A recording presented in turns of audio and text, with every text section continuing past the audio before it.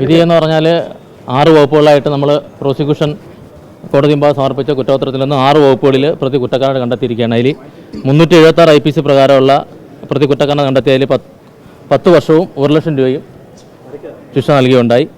IPC 322 പ്രകാരമുള്ളതിന് 1 വർഷം, അതുപോലെ IPC 354 1 വർഷവും 3000 രൂപയും, 357B IPC പ്രകാരമുള്ളതിന് 3 വർഷവും 5000 രൂപയും, കൂടാതെ SC/ST ആക്ട് 3(2)B പ്രകാരം ലൈഫ് ഇംപ്രിസ്മെൻ്റ് ആണ് പറഞ്ഞിരിക്കുന്നത്. അതെ, തെളിഞ്ഞിരിക്കുകയാണ്.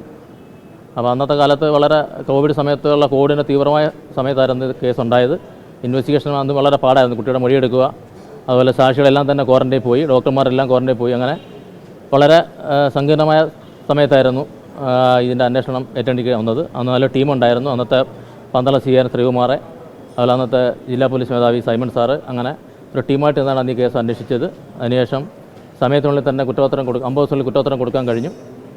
അതിനുശേഷം വന്ന ഇപ്പോഴത്തെ SP വിജി വിനോദ് കുമാർ സാറും, മുമ്പിരുന്ന SP ഐസാറ്, അതുപോലെ മുമ്പിരുന്ന SP നിശാന്തിനി IPS മേഡം അവർ, കൂടാതെ ഇപ്പോഴത്തെ DIG അജിത ബേഗം അവർക്കെല്ലാം തന്നെ ഇതിൻ്റെ പ്രോസിക്യൂഷനുമായിട്ട് ബന്ധപ്പെട്ട എല്ലാ തരത്തിലുള്ള ഫോളോ അപ്പ് നടത്തിയുണ്ടായി. വിധിയിൽ വളരെ സന്തോഷമുണ്ട്. പ്രധാന പെൺകുട്ടിയുടെ റേപ്പ് തെളിഞ്ഞു, DNA റിസൾട്ട് കിട്ടിയുണ്ടായി. പിന്നെ സാക്ഷികളെല്ലാം തന്നെ പറയുകയുണ്ടായി. പിന്നെ GPS ആംബുലൻസ് GPS ട്രാക്ക്, അങ്ങനെ എല്ലാ തരത്തിലുള്ള ശാസ്ത്രീയ തെളിവുകളും എടുത്ത് കോടതിയിൽ ഹാജരാക്കിയുണ്ടായി. അതെ, പെൺകുട്ടി വളരെ ധൈര്യസമേതം കോടതി മുമ്പേ ആയാലും മറ്റ് അന്വേഷണ ഉദ്യോഗസ്ഥന് മുമ്പേ തന്നെ വളരെ നല്ല രീതിയിൽ തന്നെ കോപ്പറേറ്റ് മൊഴി പറയാൻ പറ്റിയുണ്ടായി.